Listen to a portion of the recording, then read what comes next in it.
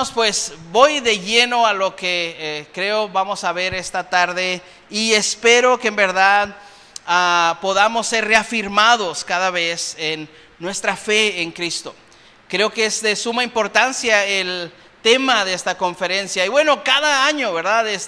La primera, la palabra de Dios; la segunda, ¿verdad? Hablando de los atributos de Dios; y ahora Cristo, hermanos, vamos increciendo en nuestra manera de concebir la revelación de Dios en nuestras vidas.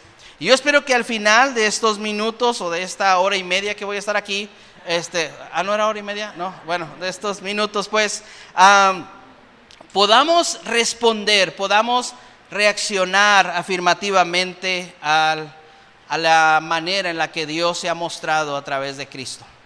El libro de Hebreos, o la carta a los Hebreos, es una carta que se escribe para animar a un grupo de creyentes que estaban de alguna manera desanimados y estaban siendo perseguidos también.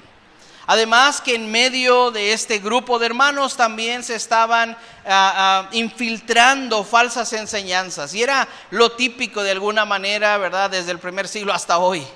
Esto ocurre en la iglesia. Y es por eso bueno que tengamos las cartas, que tengamos estas epístolas y que sigamos, ¿verdad?, siendo reafirmados en nuestra fe.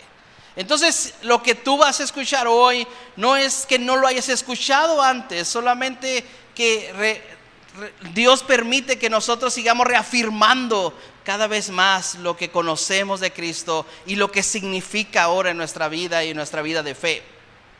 La carta a los Hebreos, como te decía, está atacando estas falsas enseñanzas en relación al judaísmo, a la exaltación de algunos rituales, sobre todo a judíos, ¿verdad? O estas maneras en las que querían volver a esos viejos rudimentos.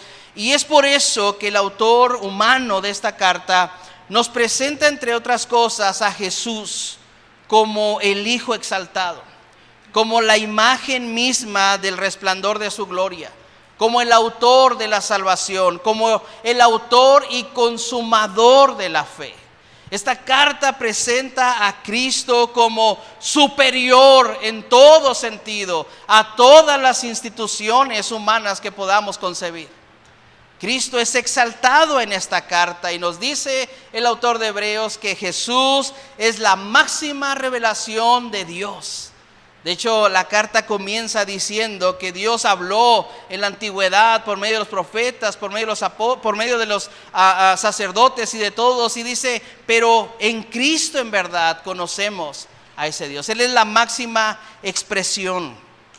Jesús se presenta en esta carta como superior a los ángeles, como superior a Moisés, como superior al sacerdocio, como superior a los pactos, como superior a todos los hombres de fe.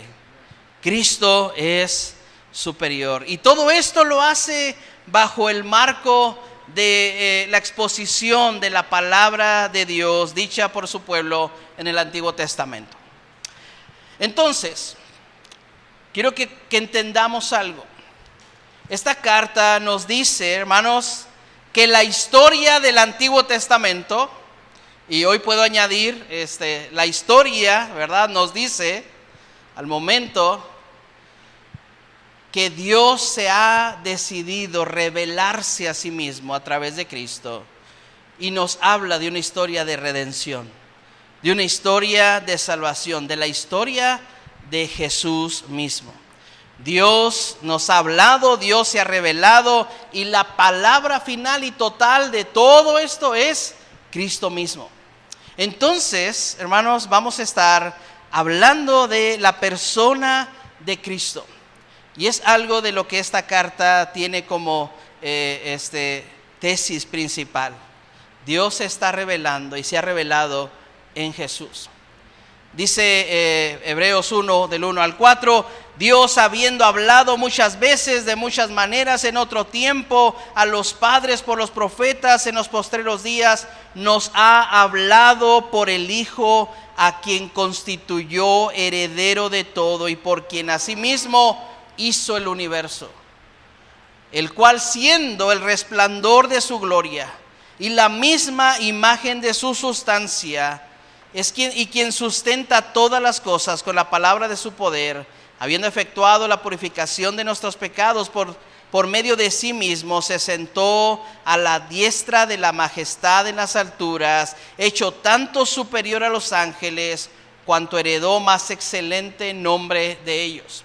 El autor de Hebreos comienza exponiéndonos, comienza estableciéndonos, hermanos, que la acción más significativa, la muestra más grande de amor y de misericordia, es esa intencionalidad de Dios de redimir a su creación por medio de Cristo.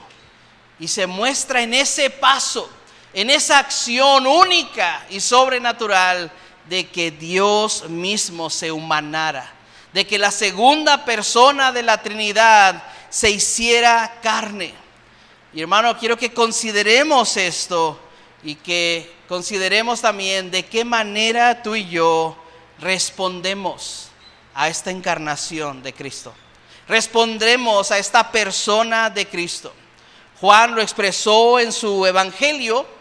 Cuando él comienza su evangelio, él comienza precisamente exponiéndonos Jesús o el verbo. En el principio era el verbo y el verbo era con Dios y el verbo era Dios. Este era, dice, en el principio con Dios. Y dice en el versículo 14, y aquel verbo fue hecho carne y habitó entre nosotros y vimos su gloria, gloria como la del unigénito del Padre, lleno de gracia y de verdad.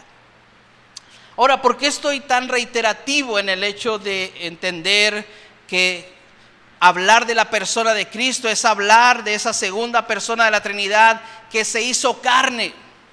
Porque ciertamente, hermanos, al igual que tal vez los hermanos que recibieron esta carta, estos judíos que están leyendo esta carta en el primer siglo, tú y yo pudiéramos de alguna manera estar minimizando esa acción de Dios y no entendiendo, no comprendiendo lo que significa en verdad que Dios nos visitó en la forma de Cristo. Que Dios se humanó, que Dios se encarnó, que Dios nos visitó y anduvo entre nosotros. Y esta carta comienza el capítulo 2 con una advertencia. El autor de Hebreos dice, versículo 2 del capítulo 2, porque si la palabra dicha por medio de los ángeles fue firme, y toda transgresión y desobediencia recibió justa retribución. Y aquí viene la advertencia, aquí viene el cuestionamiento. ¿Cómo escaparemos nosotros si descuidamos una salvación tan grande? ¿Cómo es que nosotros escaparemos, dice el autor de Hebreos, si estamos o si hemos descuidado esa salvación que recibimos, dice, la cual, habiendo sido anunciada primeramente por el Señor, nos fue confirmada por los que lo oyeron, como nos acaba de enseñar el pastor Omar? Hermanos, esta advertencia, en forma de pregunta, nos debe llevar a considerar que debemos responder de una manera santa, asertiva, a la presencia de Dios entre nosotros. Déjame te digo algo. Dios es tan poderoso, Dios es todopoderoso, y Él podía simplemente decir: todos los pecados de todos son perdonados, y hubiéramos sido perdonados. Pero Él es también tan justo que dice: no, la paga del pecado es muerte. Pero Él es tan misericordioso y tan lleno de amor, Él es amor, que dice: de tal manera amó Dios al mundo, dice la Escritura, que dio a su Hijo, para que todo aquel que en Él cree no se pierda, mas tenga vida eterna. Hermanos, la acción de la segunda persona de la Trinidad, humanarse, es una acción que muestra esa misericordia, esa gracia, ese amor y esa justicia de Dios para nosotros. Y necesitamos nosotros entonces reconocer por qué es que nosotros respondemos con gozo, con gratitud a esa verdad. En el primer siglo ya había problemas entre los cristianos para aceptar que Jesús había estado en carne en este mundo. Muchos, obviamente, con este pensamiento griego del dualismo, ¿no? Decían, no es posible que Dios o el Santo se humane, se haga carne, porque la carne en sí está perdida, porque la carne en sí misma es pecado. No es posible que Dios haya habitado un cuerpo humano. Y Juan en su primera carta ataca y atiende a este problema, y de hecho, hermanos, él establece que debemos tener cuidado de no creer a todos los espíritus, al contrario, probar los espíritus. Y lo dice en este contexto. Dice, en esto conozcan el Espíritu de Dios. Todo espíritu que confiesa que Jesús ha venido en carne es de Dios. Y todo espíritu, dice Juan, en su primera carta, en el capítulo 4, que no confiesa que Jesucristo ha venido en carne, no es de Dios, y este es el espíritu del anticristo. Ahora, yo sé que si les pregunto a cada uno de ustedes, hermano, ¿tú crees que Cristo se hizo hombre? ¿Tú crees que la persona de Cristo habitó entre nosotros? Y tal vez todos vamos a decir, sí, amén. Pero al igual que los hebreos, probablemente no vamos a tener toda la certeza de qué significa eso. ¿De qué implica eso? ¿Qué implica el hecho que Dios se haya humillado de esa manera? ¿Por qué razón eso es importante para nosotros? ¿Por qué razón tú y yo ahora estamos aquí un sábado en la tarde con esta humedad, ¿verdad?, que está rondando nuestra ciudad? Tal vez aquí medio sudorosos, medio así que estamos ahí cabeceando. Parece que el café no le echaron café. ¿Por qué estamos aquí, hermanos? Para aprender precisamente cómo es que eso es importante para el creyente. Cómo es que Cristo, hacerse humano y vivir entre nosotros, es trascendente para nuestra fe. Y eso es lo que nos presenta este pasaje, en parte. Y quiero presentarte esos 3 puntos de este texto, de esta porción. Vamos a ver primeramente que Cristo es la muestra de humildad al ser nuestro sustituto. Cristo es la muestra de humildad al ser nuestro sustituto. Después veremos, Cristo es el autor, es el guía en la salvación. Y por último, Cristo es misericordioso y fiel intercesor. Entonces vamos a estos primeros versículos 5 al 9 de Hebreos capítulo 2. Espero que todavía estés despierto para este punto. Cristo es la muestra de humildad al ser nuestro sustituto. El autor de Hebreos está hablando de que Cristo es superior a los ángeles en el capítulo 1, y está hablando de este mundo venidero que se estaba disputando de alguna manera, y por eso comienza el versículo 5 diciendo, porque no sujetó a los ángeles el mundo venidero. Es decir, los ángeles no tienen esa potestad, y él cita Salmo capítulo 8 versículo 4 en adelante para describirnos que Dios tenía algo en mente, que Dios había hecho al hombre, que aunque era menor que los ángeles, dice, Dios le dio esa facultad, Dios le dio esa autoridad, y dice aquí, lo hiciste un poco menor a los ángeles, versículo 7, lo coronaste de gloria y de honra y le pusiste sobre las obras de tus manos. Y entendemos esto si vamos a Génesis y reconocemos a ese primer Adán a quien se le dio esta oportunidad. Y por eso el autor de Hebreos dice, versículo 8, todo lo sujetaste bajo sus pies, porque en cuanto le sujetó todas las cosas, nada dejó que no sea sujeto a él. Hasta aquí entendemos, sí, cierto, cuando Dios creó a Adán y a Eva y los puso en el huerto, les dijo, ustedes señoreen, ustedes hagan, ustedes ponle nombre a todos, y tú eres el mandamás de aquí, administra mi creación. Pero a este punto, cuando este autor está escribiendo, inspirado por el Espíritu Santo, estas palabras, tiene una objeción a eso. Y por eso dice en el versículo 8 al final, pero todavía no vemos que todas las cosas le sean sujetas. Es decir, a ver. Si Dios hizo a alguien y le dio autoridad, bueno, lo más seguro es que no fue al hombre. ¿Por qué? Porque lo vemos precisamente que no puede ni gobernarse a sí mismo. ¿Cómo va a gobernar la creación de Dios?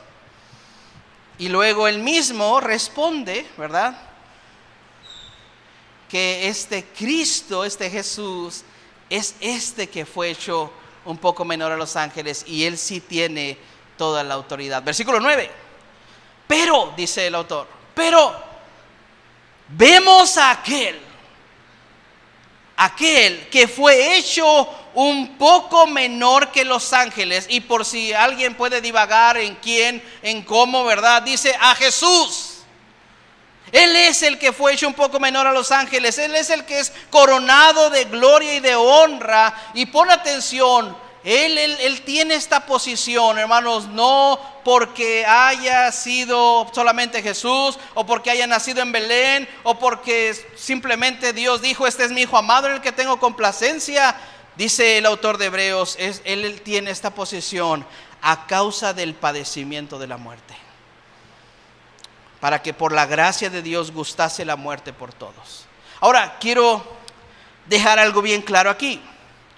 Cuando el autor de Hebreos dice que él dice fue hecho un poco menor a los ángeles, no está diciendo que Cristo tenía menos poder y autoridad que los ángeles, o es menos que los ángeles. La traducción de este poco menor se puede traducir, o se debe traducir como un poco de tiempo fue menor. En ese poco de tiempo Jesús fue menor a los ángeles, y entendemos ahora que precisamente en esos 33 años, ¿verdad? Si entendemos que esos 33 años en este mundo, Él estuvo viviendo, habitando entre nosotros. En esos momentos Él fue, hermanos, 100% hombre. En esos momentos Él fue precisamente ese que se humilló, como dice Pablo a los filipenses en Filipenses capítulo 2, y que nos invita a nosotros a tener ese mismo sentir que tuvo Cristo Jesús, el cual siendo igual a Dios, o que tuvo la forma de Dios, no estimó el ser igual a Dios como a cosa que aferrarse, sino que se despojó de sí mismo. Dice, y tomando forma de siervo se hizo semejante a los hombres. Y en esa condición de hombre fue obediente hasta la muerte y muerte de cruz. Hermanos, Cristo es la muestra de humildad. El pensar en la persona de Cristo es pensar en la máxima humillación que alguien puede sentir, o puede tener, o puede experimentar. Desde el momento en que, como Pablo expresa, Él no estimó el ser igual a Dios, Él se despojó. Y es como literalmente decir que un rey se quita completamente toda su indumentaria, todo su lujo, toda su comodidad, y viene a vivir entre la plebe. Pero hermanos, eso multiplícalo a 1000 o a 1,000,000% de diferencia. Él hizo eso por ti y por mí. El pensar en la obra de Cristo es pensar en que Dios se humilló a sí mismo. Y se humilló a sí mismo, hermanos, para morir. Gruden dice que debemos entender que Cristo fue 100% humano, es decir, tenía una mente humana, un alma humana, emociones humanas, debilidades y limitaciones humanas. Y hermanos, todo eso lo describe claramente los evangelios. Él tuvo hambre, Él lloró, Él se molestó también, Él se cansó, Él estuvo en todas las situaciones en las que tú y yo estaríamos, pero lo hizo sin pecado también. Desde su nacimiento, hermanos, Él ya estaba mostrando esa humildad, naciendo en un pesebre, no naciendo en un palacio. Y desde su nacimiento vemos aún su santidad. La diferencia entre tú y Jesús, entre yo y Jesús, es que nosotros somos humanos, Jesús fue humano, pero nosotros somos pecadores y Él no lo fue. Cristo se hizo hombre y fue coronado a causa de los padecimientos, dice este texto. Cristo fue hombre y se hizo hombre y gustó la muerte por la gracia de Dios.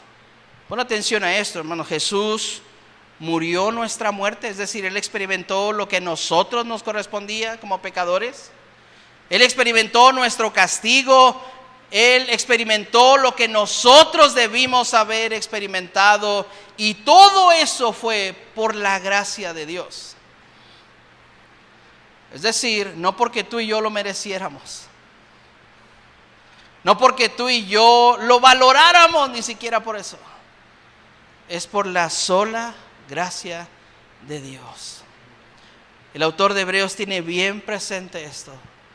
Él es la muestra más grande de humildad y de sacrificio, porque Él es nuestro Salvador.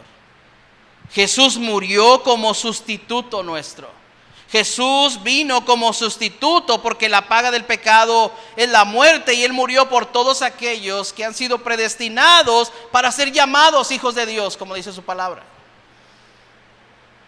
Pues por eso que Él dice en el versículo 9, Él fue coronado de gloria, y Dios, hermanos, valoró el hecho de que Cristo se humillara, y dice, entonces lo exaltó, lo glorificó.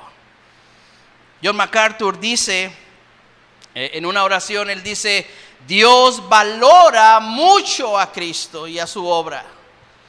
Por eso, cualquier persona que viene y menosprecia a Cristo está en peligro de recibir la ira de Dios.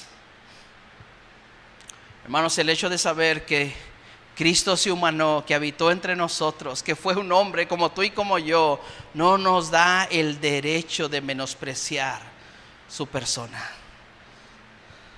Yo no sé si tú lo haces, ¿verdad? Pero aquí se trata también de que la manera en la que nos relacionamos con Cristo, la manera en que concebimos a Cristo, la manera en que adoramos a Cristo, la manera en que vivimos al lado, caminando a un lado de Cristo, siguiendo sus pasos, siendo sus discípulos, muestra precisamente que valoramos el hecho de que Él se humanó por amor a mí y por la gracia de Dios.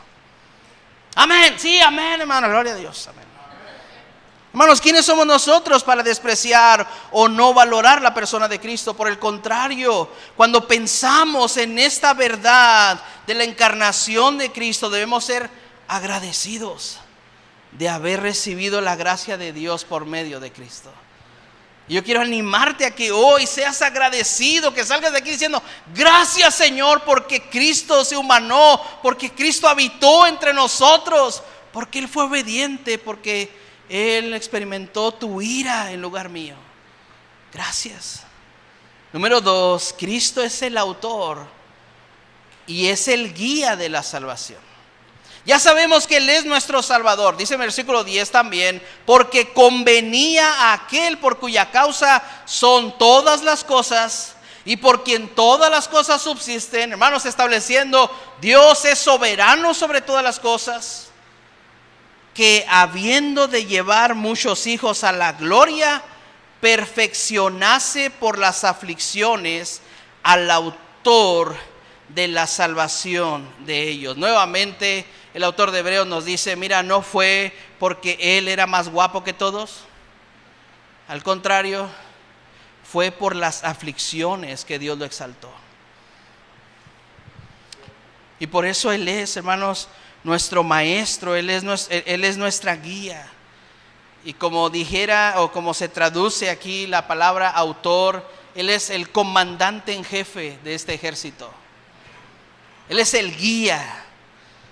Por eso dice que tiene el propósito de llevar a muchos hijos a la gloria. Él es el que va delante de nosotros, hermano, para ir nosotros encaminados hacia nuestro Dios en este viaje en este mundo. Jesús se volvió nuestro capitán de salvación, nuestro líder, nuestro guía de salvación. Es decir, vemos a Él para saber cómo debemos de vivir ahora que tenemos esa gracia de Dios sobre nosotros. De hecho, el autor de Hebreos dice en el capítulo 12 también, puestos los ojos en Jesús, nos dice. Es la razón que nosotros tenemos de que Él se humanó. Entendemos que Él se hizo carne como nosotros para ser nuestra guía. Y el autor de Hebreos nos invita a poner los ojos en Jesús. Y nuevamente dice, es el autor y consumador de la fe. Y dice, el cual por el gozo puesto delante de Él sufrió la cruz, menospreció el oprobio y se sentó a la diestra del Padre. Jesús es nuestro guía en la salvación. Y por eso es el que nos santifica. Versículo 11. Porque el que santifica a los que son santificados, de uno son todos, por lo cual no se avergüenza de llamarlos hermanos. Hermanos, yo me detuve en este versículo, no te puedo decir cuánto tiempo, agradeciendo a Dios. Señor, es impresionante. Tú eres el que me está santificando. Tú eres el que conoces lo que... aquí la intención de santificar podríamos traducirlo como estar limpiando, estar purificando, estar apartando, ¿verdad? Y entiende esto, Señor, tú sabes de lo que me tienes que limpiar, sabes de lo que me tienes que evitar, sabes de dónde me tienes que apartar, y aún así no te avergüenzas de mí. Aún así no te avergüenzas de llamarme hermano. Créeme, tal vez si yo conociera algunos de tus secretos más profundos, de tus pensamientos ahí, de esos divagantes, yo así haría como, ¿cómo estaba? No venga a saludarme, está bien desde aquí, ¿verdad?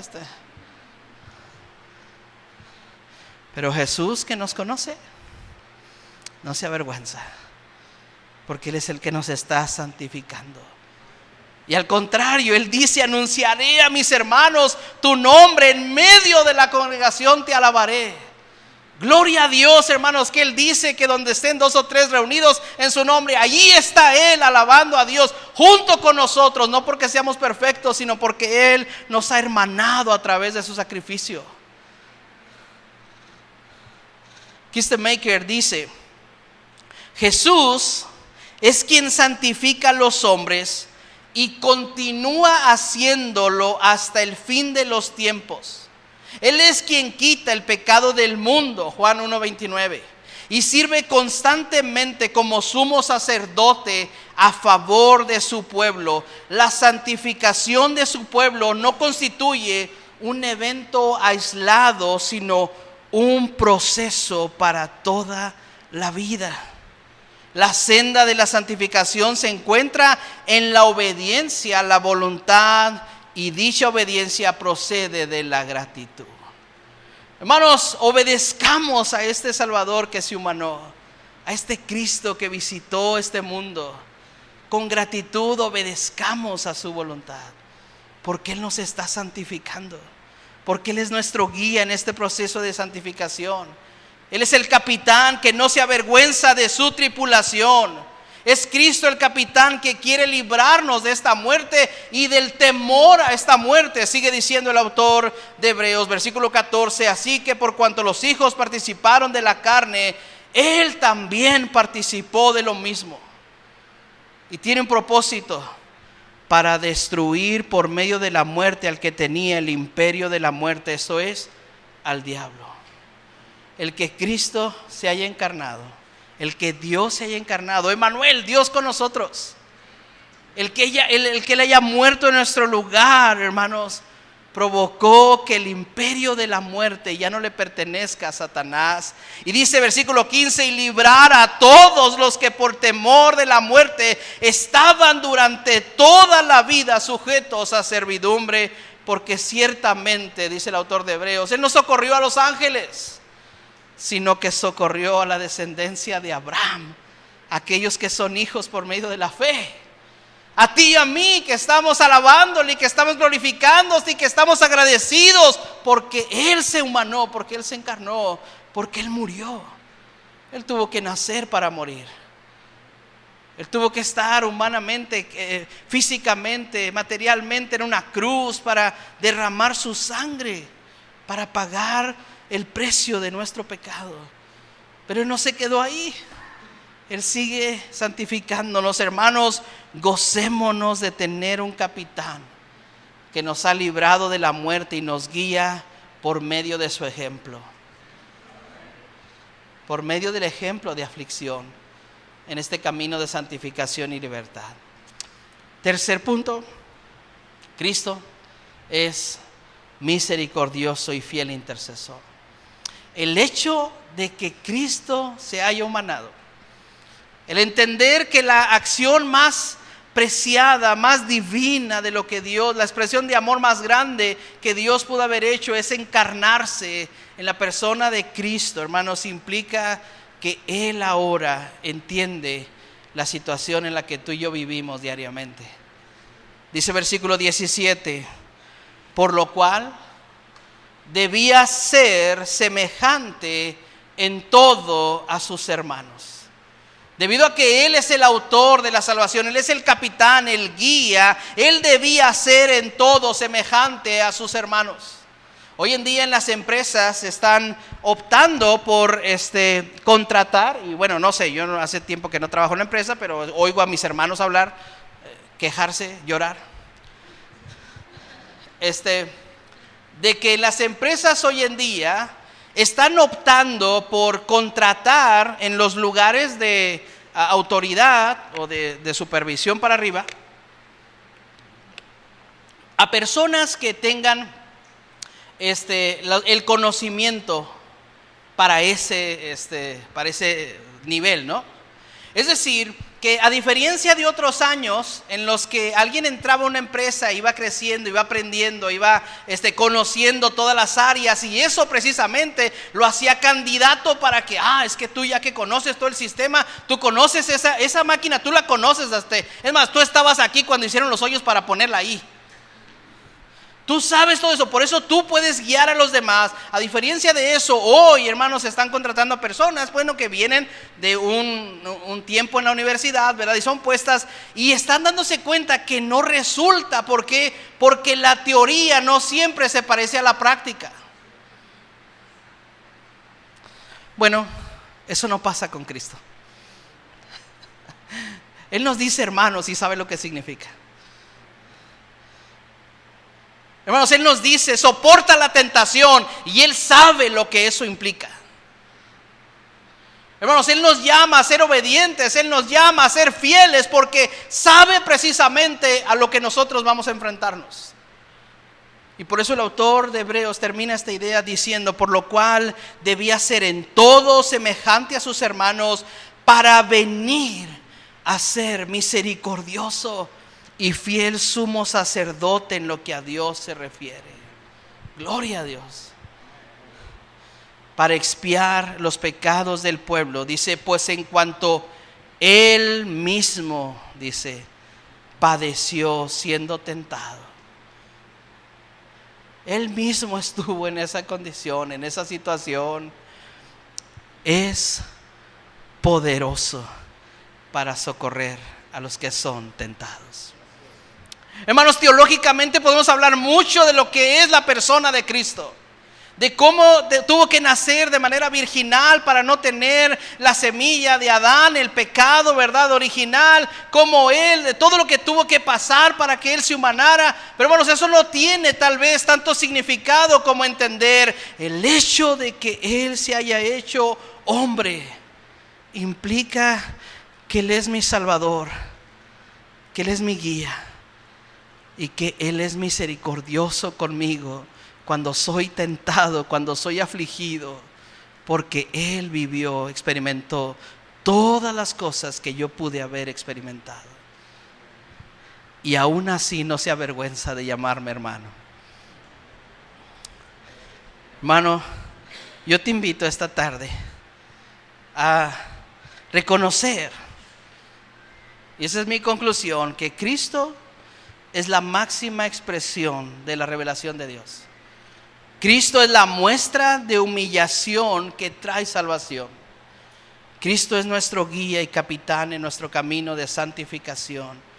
Que Cristo es nuestro intercesor misericordioso y fiel que nos socorre en nuestra tentación.